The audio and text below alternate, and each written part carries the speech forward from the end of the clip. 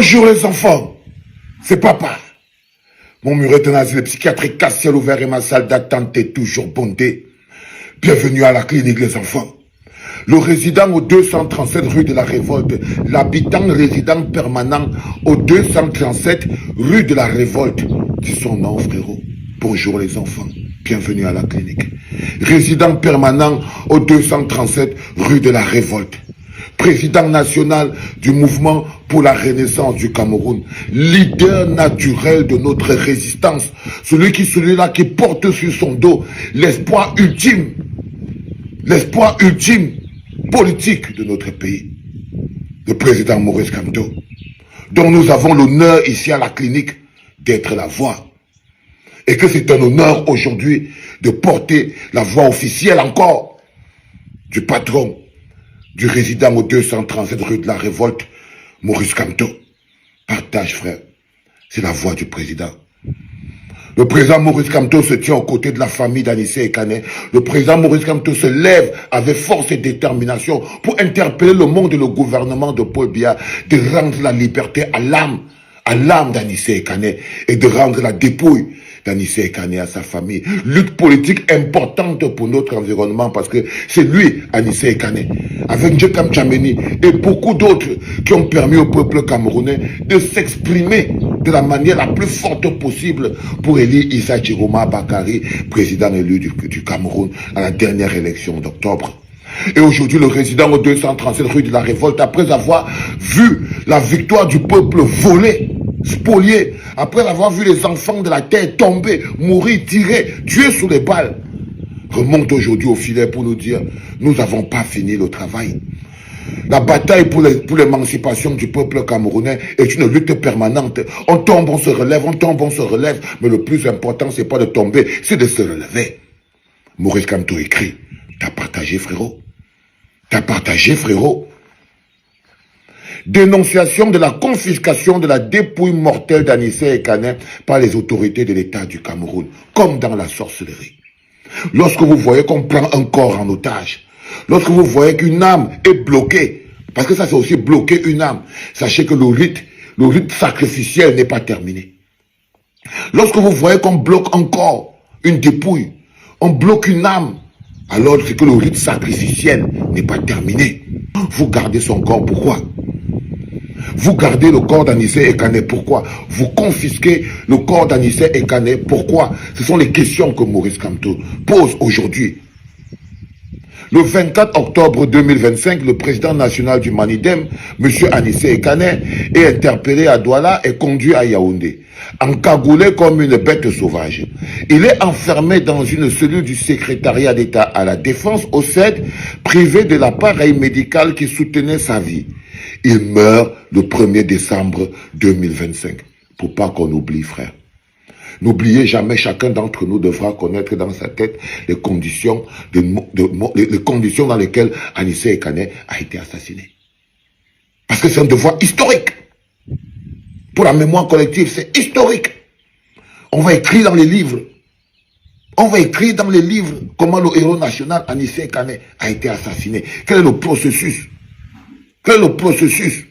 Tout le monde saura que le 24 octobre, le président Anissé Ekane a été interpellé à Douala, il a été conduit au CED à Yaoundé, il a été encagoulé comme une bête sauvage, il a été enfermé dans une cellule au CED, on lui a privé de son appareil à extracteur d'oxygène et il en est mort.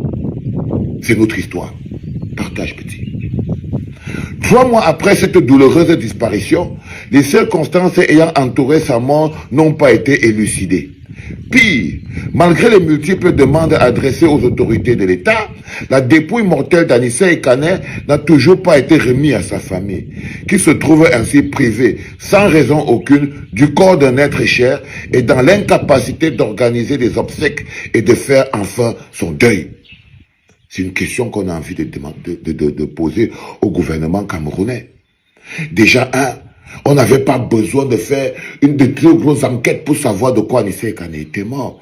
Le processus de son arrestation jusqu'à sa mise à mort démontre un processus méthodiquement pensé point par point, on a encore les déclarations de Paul Atanga Njello, ministre de l'administration territoriale, qui lui a servi une torture morale qui a fini par lui coûter la vie. On peut dire avec certitude aujourd'hui que non, on ne peut pas laisser Paul Atanga Njello dehors, alors que c'est lui qui est le principal responsable, parce que ne vous trompez pas.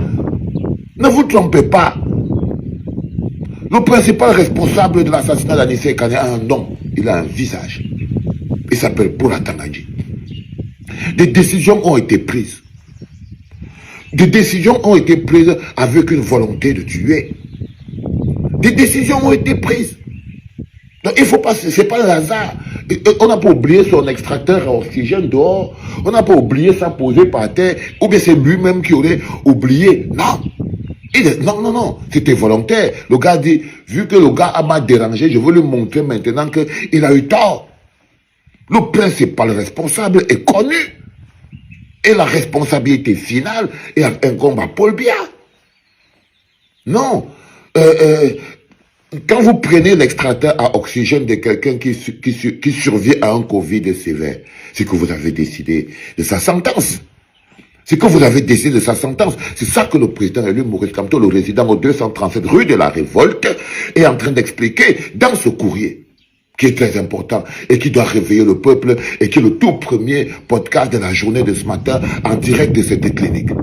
Cette rétention du corps d'un citoyen camerounais de surcroît dirigeant connu d'un parti politique dont les éléments connus indiquent que sa mort fut orchestrée est incompréhensible, si ce n'est qu'elle renforce le sentiment d'un assassinat politique. Cette rétention du corps d'un citoyen camerounais de surcroît, dirigeant connu d'un parti politique, dont les éléments connus indiquent que la mort fut orchestrée, est incompréhensible, si ce n'est qu'elle renforce le sentiment d'un assassinat politique. Nous dénonçons vivement ces pratiques barbares et inhumaines dignes des dictatures les plus obscurantistes. Quel que soit ce que le régime en place reprochait à Anissé Ekane, celui-ci ne méritait pas le traitement odieux dont il a fait l'objet à la fin de sa vie. Il a souillé abject de sa mémoire et le châtiment obscène qu'ils infligent à sa famille, ses proches et les membres de sa formation politique. Ce régime n'a pas respecté les décisions politiques d'Anissé Ekane de son vivant et doit respecter sa dignité d'être humain dans sa mort. Nous exigeons des autorités camerounaises de libérer le corps d'Anissé Ekane et de le remettre à sa famille éplorée afin d'abréger les souffrances indicibles de cette dernière, des proches du défunt et de tous ceux qui l'ont connu, aimé et apprécié dans le champ politique ou dans l'espace social.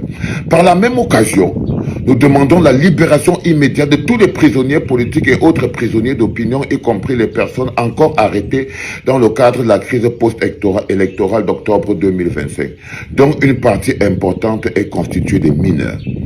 C'est fait à Yaoundé, c'était le 21 février, c'est-à-dire hier, il devait être quelque chose comme 23 heures, comme ça là et tout, quand le président au 237 rue de la Révolte, président national du mouvement pour la renaissance du Cameroun, Maurice Kamto, a décidé de rappeler au gouvernement satrapique que la résistance est debout, que le combat continue, que jamais le peuple n'a abdiqué et que les luttes à venir seront encore plus difficiles. Elles seront encore plus fortes, avec un peuple plus déterminé et debout à aller toujours conquérir ce qu'il cherche depuis plus de 40 ans, liberté, dignité et souveraineté. C'était le tout premier podcast de la journée en direct de la clinique, frérot. C'était papa.